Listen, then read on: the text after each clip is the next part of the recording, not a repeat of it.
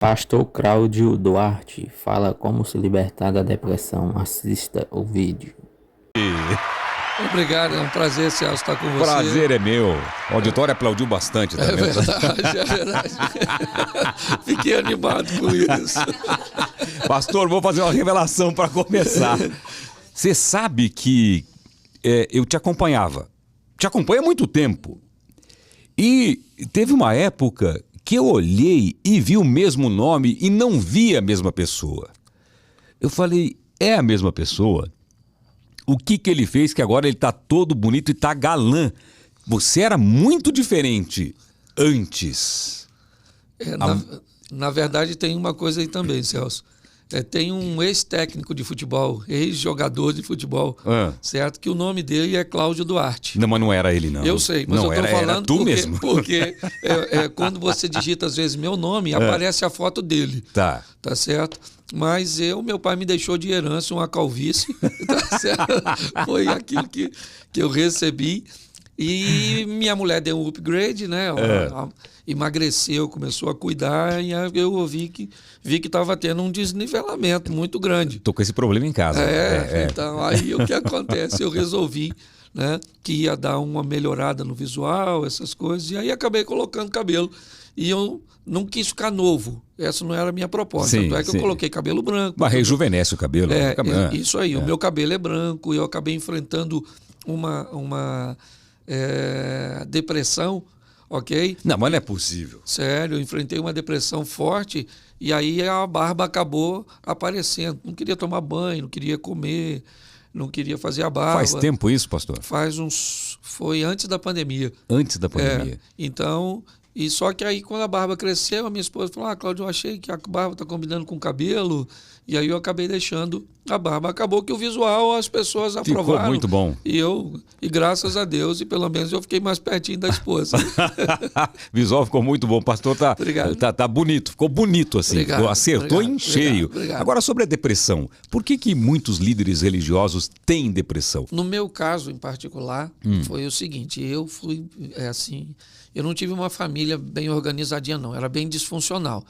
Então eu morei com muitas pessoas. À medida que eu não seguia um protocolo daquele lá, eles acabavam me mandando embora, certo? Então eu sempre me via fazendo uma malinha, uma sacolinha, mudando de uma casa para outra, ok? E aquilo eu não entendia que estava desenvolvendo em mim um problema sério de rejeição. Quando eu fui pastorear a igreja, todas as vezes que uma pessoa saía da igreja, por qualquer motivo que fosse, às vezes apenas porque mudava de endereço, ok? Eu sentia a dor da rejeição. Só que eu não sabia isso, eu não reconhecia isso. Eu só reconheci isso porque uma profissional, né, da saúde emocional, ela me mostrou. Quando eu contei para ela a história, ela entendeu que todas as vezes que alguém saía da igreja, eu startava aquele comportamento de rejeição. Como isso é perfeitamente... Pastor, mas é mais ou menos como motorista de ônibus, Celso. Certo? A função dele é só dirigir. Tem ponto que ele para, tem gente que sobe, tem ponto que ele para, tem gente que desce. Ele não pode se envolver demais com os passageiros, porque o nome já diz, eles são passageiros, ok? E eu cometi essa falha, e foi isso. Quando ela me deu essa informação, essa ferramenta, acabou me ajudando, e aí foi assim meio que um passe de mágica, um milagre. Ela me deu uma ferramenta num dia, 2 dias depois eu já estava de pé, voltei às minhas atividades, certo? E segui a vida. Quer dizer, ela desarmou aquele gatilho. Isso. E ela descobriu qual era o problema. Uma profissional muito boa, hein, para entender isso, né? E aí o que acontece? Hoje eu continuo sofrendo isso, as pessoas continuam chegando. Eu ensino as pessoas hoje que você deve levantar todos os dias de braços abertos para receber quem está chegando e de mãos acenando para se despedir de quem está indo embora, certo? E eu fiz isso na minha vida e hoje vivo bem, graças a Deus. Você, como empresário, não sei, você tem dificuldade para despedir alguém, não? Tenho. Eu sou bem... assim, eu sou um cara que não gosto muito de conflito. Tá certo? Eu também não. Então, eu aprendi que como Deus, ele sempre trabalha com misericórdia e justiça. Você não pode ser misericordioso o tempo inteiro. Tem que ser justo, não é isso? É mais ou menos. Tem hora que você tem que exercer misericórdia e não justiça. Se você exerce justiça o tempo inteiro, você fica uma pessoa... Muito fria. Se você acaba exercendo misericórdia o tempo inteiro, você fica meio que fraco, né? Pelo menos assim, que as pessoas vão te meio leviano. Sim, como se fosse um grande ingênuo que acabam abusando de você. É igual casamento. Seu casamento, você alterna felicidade e razão. O dia que você quer ser feliz, abra a mão da razão. O dia que você quiser ter razão, abra a mão da felicidade. Ser um pouco surdo também resolve, não? Então, mas o dia da surdez é o dia da felicidade. aí as pessoas, o que eu levantei hoje? Eu quero ser feliz. Então todo mundo te faz de bobo. Você diz, hoje eu quero ter razão. Então não brinca comigo. A gente vai falar bastante sobre o casamento, porque é um assunto bastante interessante, né? Mas ainda na depressão, quando começou a dar aquela afundada, porque a gente vê, não, em algumas igrejas, você vai ser curado, tenha fé, que Jesus vai curar você da depressão. Quando pega um líder religioso, eu fico imaginando que certamente já ficou de joelho muitas vezes pedindo para Deus para ser curado e para tirar aquela coisa ruim dentro de você. Você chegou nesse ponto, não chegou, pastor? Só que eu sempre fui muito transparente com tudo que eu vivi e até mesmo comigo.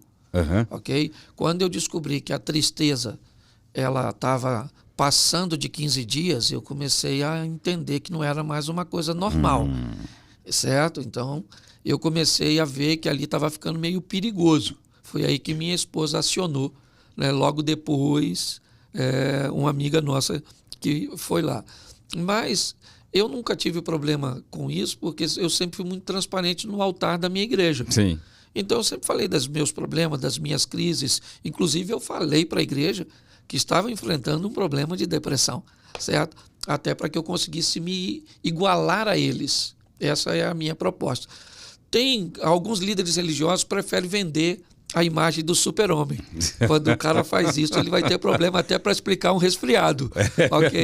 Mas como você acaba tratando, né, um ambiente bem humano, né, uma coisa bem nivelada, então, aliás, eu recebi muitas solicitações e pedidos de ajuda porque eu venci a depressão. É interessante, isso é importante. Tem muita gente que acha que só está triste e não sabe que está entrando numa depressão profunda, né? Sim, tem que ter cuidado com o tempo que essa tristeza vai durar, ok? Então o tempo é um funcionário de Deus para aplacar essas coisas mais duras. Então quando isso começa a se estender por muito tempo, é melhor você acender uma luz aí de alerta. De alerta. Bom, hoje o pastor é conferencista, palestrante, escritor, comediante.